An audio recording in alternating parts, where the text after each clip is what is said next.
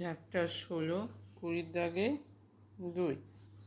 একটি ঘড়ির মিনিটের কাঁটার দৈর্ঘ্য হচ্ছে 7 সেমি। 90 ডিগ্রি কোণ ঘুরতে মিনিটের কাঁটা কত দৈর্ঘ্য ঘুরবে? তাহলে ঘড়ির মিনিটের কাঁটা হচ্ছে, ধরলাম এটা মিনিটের কাঁটা 7 সেমি দৈর্ঘ্য, মিনিটের কাঁটার দৈর্ঘ্য হচ্ছে 7 সেমি। তাহলে মিনিটের কাঁটাটা ঘুরলে, একবার ঘুরলে পরিধি সমান দূরত্ব একটা বৃত্ত তৈরি করবে। তাহলে এটা হচ্ছে পরিধি হচ্ছে মিনিটের কাঁটার ব্যাসার্ধ আর সমান 7 সেমি। তার মানে মিনিটের কাঁটাটা ঘুরে যে বৃত্ত তৈরি করেছে তার ব্যাসার্ধ হয়ে যাবে 7 সেমি পরিধি। তাহলে মিনিটের কাঁটা পুরো বৃত্ত একবার ঘুরে এলে কত দূরত্ব যাবে? 2πr, 2 গুণিতক 22/7 গুণিতক 7 সমান হচ্ছে 44 সেমি।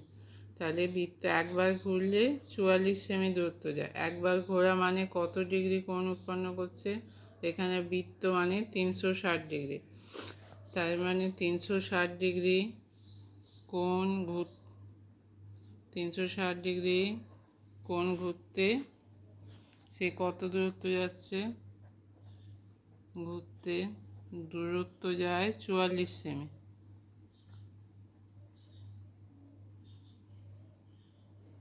2πr হচ্ছে বৃত্তের পরিধি। বৃত্ত মানে 360, তাই 360 ডিগ্রি কোণ ঘুরতে দূরত্ব যায় 44 সেমি। 1 ডিগ্রি কোণ ঘুরতে দূরত্ব যাবে 44/360 সেমি।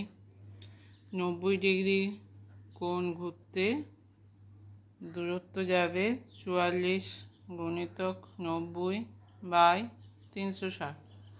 এটা কাটলে হবে 4, 4 দিয়ে 44কে কাটলে হবে 11। তাহলে উত্তর হবে 11 সেমি।